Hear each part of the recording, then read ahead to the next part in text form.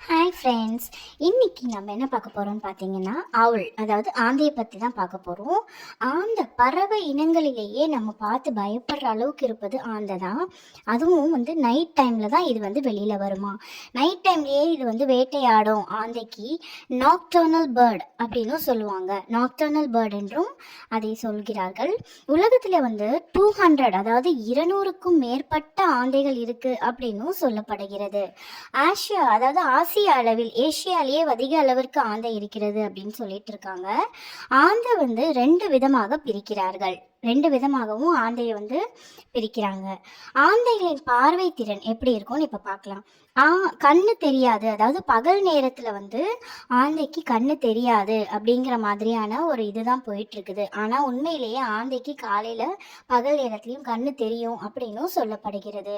மனிதர்களைப் போலவே, அதாவது மனுஷங்களுக்கு இருக்கிற மாதிரியே ஆந்தைக்கு மட்டும்தான் முகத்தில் நேரான பார்வை.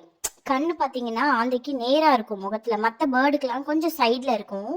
ஆந்தைக்கு நேராக இருக்கும். நேர்கொண்ட பார்வை.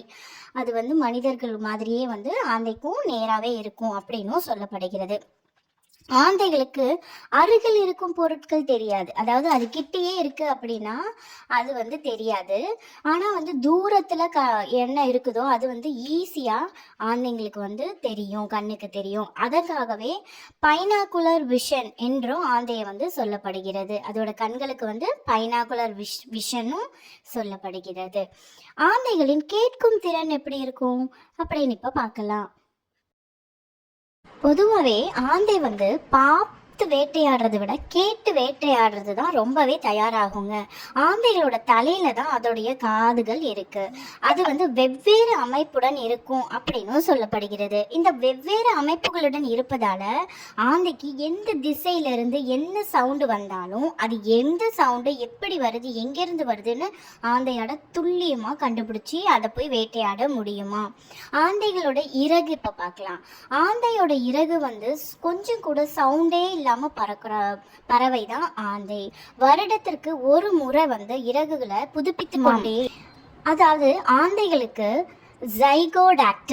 ஜைகோடாக்டில் பாதம் இருக்கிறது அப்படின்னு சொல்லப்படுகிறது. ஜைகோடாக்டில்னா என்ன அப்படின்னு பார்த்தீங்கன்னா, காலில் முன்னாடி 2 விரல்களும் பின்னாடி 2 விரல்களும் இருக்குமா. இதனாலேயே ஆந்தை என்ன பண்ணுமா, அதாவது எந்த ஒரு பொருளையும் கெட்டியாக பிடித்து தூக்கிட்டு வர முடியுமா. முன்னாடி 2 கால் பின்னாடி 2 கால் இருந்ததுன்னா அதால் அழகாக எந்த ஒரு பொருளையும் கெட்டியாக பிடித்து தூக்கி வர முடியும். ஒரே சமயத்தில் 2 முட்டைகள் இடும் அப்படின்னு சொல்லப்படுகிறது. 2 முட்டைகள் இடும். இதோட ஆயுள் காலம் எவ்வளவு, அதாவது ஆந்தையானது 20லிருந்து 25 வருடங்கள் வரை உயிர் வாழும் உயிரினம் தான், பறவை தான் ஆந்தை. இறுதியாக ஆந்தைகளுக்கு நீச்சலே தெரியாதாங்க. நீச்சல் தெரியாதுன்னு கூறப்படுகிறது. தண்ணீரில் விழுந்தா இறந்துவிடும் என்றும் சொல்லப்படுகிறது.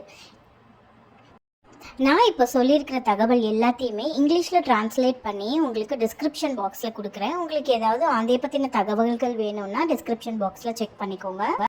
இது போன்ற பயனுள்ள தகவல்கள் தினம் தினம் உங்களுக்கு சேரும். மறக்காமல் சப்ஸ்கிரைப் பண்ணிட்டு பாருங்கள். பாய்.